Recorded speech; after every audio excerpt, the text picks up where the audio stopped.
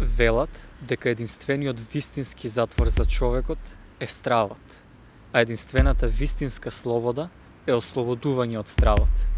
И покрај тоа што родовиот идентитет го сметам за крајно интимно чувство.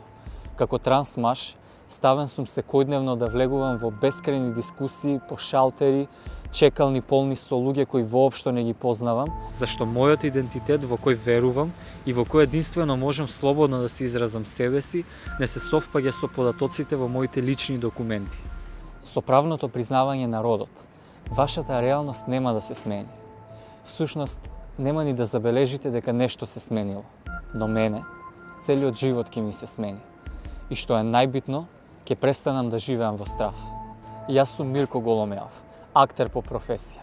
И тоа што денес јас сум овде изборувам во името на транс луѓето, зборува за фактот колку се тие стигматизирани и дискриминирани.